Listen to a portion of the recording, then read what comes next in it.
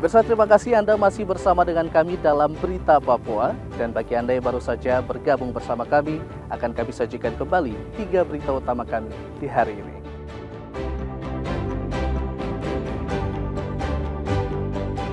Emosi karena ponselnya hilang di sekolah, seorang pelajar SMP di Kabupaten Mimika, Papua Tengah, nekat membakar sekolah.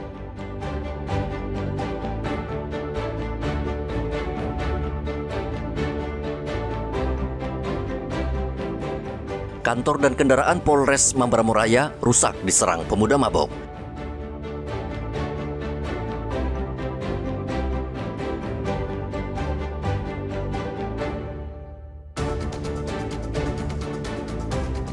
Ditabrak truk, seorang pengendara motor di Kabupaten Mimika tewas.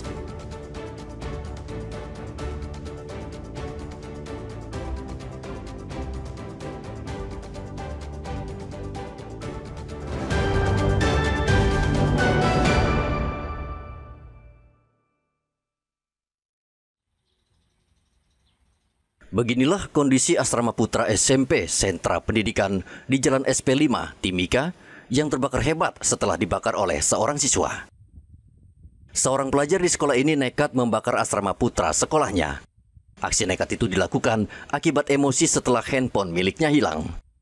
Kejadian terjadi saat sejumlah siswa masih berada di lingkungan asrama. Dalam waktu singkat, api membesar dan menghanguskan sebagian besar bangunan.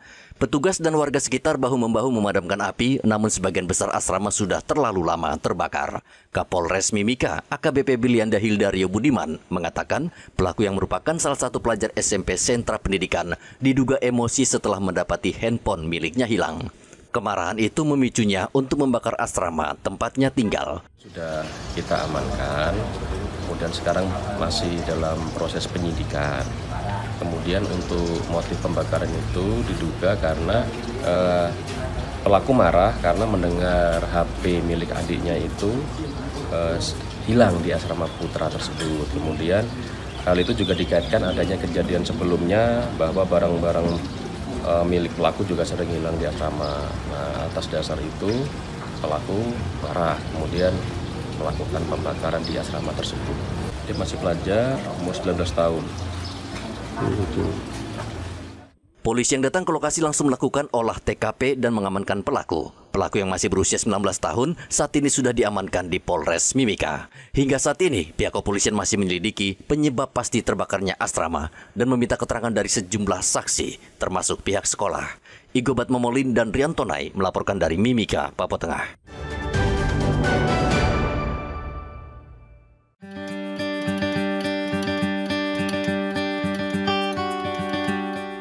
Kaya akan hasil laut, Kota Jayapura dikenal sebagai salah satu daerah dengan produksi ikan terbesar di tanah Papua.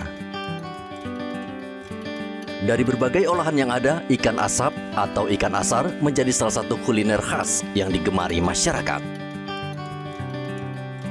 Di kawasan Dok 8, Kelurahan Imbi, Kota Jayapura, sekelompok mama-mama Papua mengolah ikan tuna ekor kuning dan ikan cakalang menjadi ikan asar khas Jayapura yang kini menjadi sumber penghidupan utama mereka. Salah satu pengolah ikan asar, Mama Selvia, menceritakan bahwa proses pengasapan ikan tidak mudah karena membutuhkan waktu lama serta bahan bakar kayu dalam jumlah besar. Karena kayu bakar sudah mulai susah didapat, mereka saat ini menggunakan oven dan menggunakan gas LPG ukuran 5 kg. Menggunakan LPG, mereka sangat terbantu. Selain lebih murah, mereka tidak susah lagi mencari kayu bakar. Setiap harinya 15 hingga 20 ekor ikan asar diproduksi oleh Mama Selvia dan dijual ke berbagai titik di Kota Jayapura. Gas toh? Lebih irit lagi daripada kayu. Kayu memang setengah mati kakak. Kita mulai pergi, kita bayar orang yang menyimpang, kita kasih naik di mobil, kita bayar mobil. Kita bawa pulang kayu, kita pakai. Kalau oven tidak. Toh, cuma kita pakai dia punya gas saja. Ikan tetap masak. Irit. Lebih irit lagi daripada memang kalau namanya orang usaha ikan, dia pengeluaran besar. Dari hasil jualan ikan asar, Mama Selvia sudah menghidupi 2 anaknya yang bersekolah sejak SD hingga SMA. Selain Mama Sylvia, ada juga Mama Sabron yang berusaha menjual ikan asar keluar kota Jayapura sehingga bisa menghidupi keluarga. Kalau kita awet dengan pengasapan ya, kalau masih pakai kayu bakar, mungkin standarnya 1 minggu saja sudah rusak. Tapi kalau dengan adanya brick gas, oven ini sangat mempermudah kami ibu-ibu sampai kami jual keluar ya. Itu mempermudah sekali. Jadi biar sampai 6 bulan juga dia masih tahan, masih awet. Sekretaris Himpunan Masyarakat Nelayan Indonesia Kota Jayapura, Alex Rumeri, mengatakan alat pengasapan ikan modern sangat dibutuhkan oleh mama-mama pembuat ikan asar. Karena biaya untuk memproduksi ikan asar sangat tinggi jika menggunakan minyak tanah dan kayu bakar. Bantu mereka untuk pengasapan ikan, disitulah mengurangi biaya. Salah satunya contoh seperti pembelian kayu bakar. Kayu bakar ini kan mereka beli membutuhkan biaya yang besar. Yang pertama mereka harus beli dari yang menyediakan kayu bakar, mereka biaya mobil, transportasi, kemudian juga mereka membayar angkot dari tempat pembuangan ke rumah mereka masing-masing. Disitulah kalau kita menghitung untuk pembiayaan itu sangat besar. Ketua RT Kampung Nelayan 8 Bernard Sineri mengatakan warganya juga mendapat pelatihan diversifikasi produk berupa abon ikan asar dan sambal ikan asar, serta pelatihan pengemasan dan pemasaran digital untuk memperluas pasar. Juga ada hal lain yang sudah diberikan kepada warga masyarakat kami. Dan kami harapkan ke depan bahwa tetap pihak Pertamina terus mensupport kami masyarakat RT 03 yang ada di wilayah lingkungan daripada Pertamina ini, sehingga yang tadinya belum bisa untuk berkembang dalam usaha untuk bisa bersaing dengan pihak lain bisa terlaksana.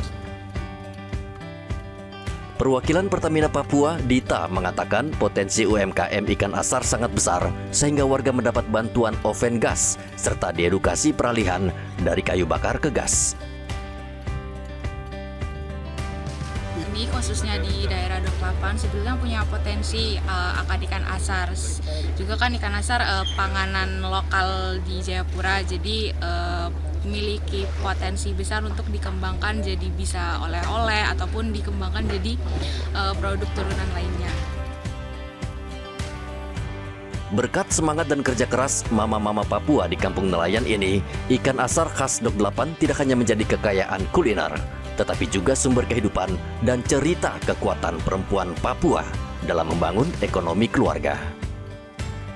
Arthur dan Riantonai melaporkan dari Kota Jayapura, Papua.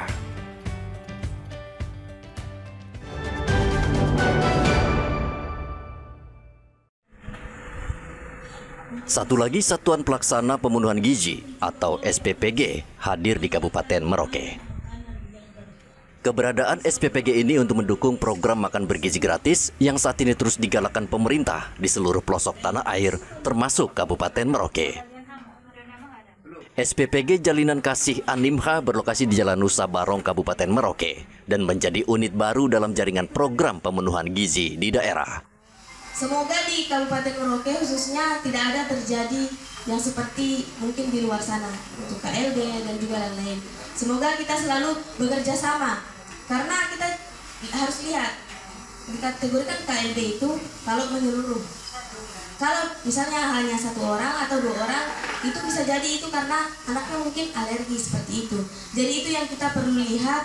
Kalau misalnya terjadi ada apa-apa dari dapur kami, mungkin kami hanya nanti bisa berkoordinasi dengan para guru-guru. Karena kalau kayak misalnya ada apa-apa di satu satuan itu, misalnya di sekolah itu, kita harus melihat anak ini mungkin sebelumnya itu ada alergi seperti itu. Saat ini terdata ada 3.500 penerima manfaat dari 11 sekolah di wilayah kerja SPPG dalam program MBG. SPPG Jalinan Kasih Animha dapat memperluas jangkauan distribusi makanan bergizi serta mempercepat terwujudnya Merauke sebagai salah satu lokasi peningkatan gizi anak sekolah di tanah Papua. Program MBG dirancang untuk menjamin setiap siswa mendapatkan asupan gizi yang cukup agar menjadi generasi sehat dan cerdas di Papua Selatan. Saat ini sudah ada 4 SPPG di Merauke dan masih sangat kurang karena BGN masih membutuhkan belasan lagi SPPG. Muhammad Ridwan dan Riantonai melaporkan dari Merauke, Papua Selatan. Pemirsa, informasi tadi mengakhiri jumpa kita dalam Berita Papua. Saya Heri Orun mewakili seluruh kerabat kerja yang bertugas mengucapkan terima kasih atas kebersamaan Anda. Selamat pagi, selamat beraktivitas, dan wanyambe.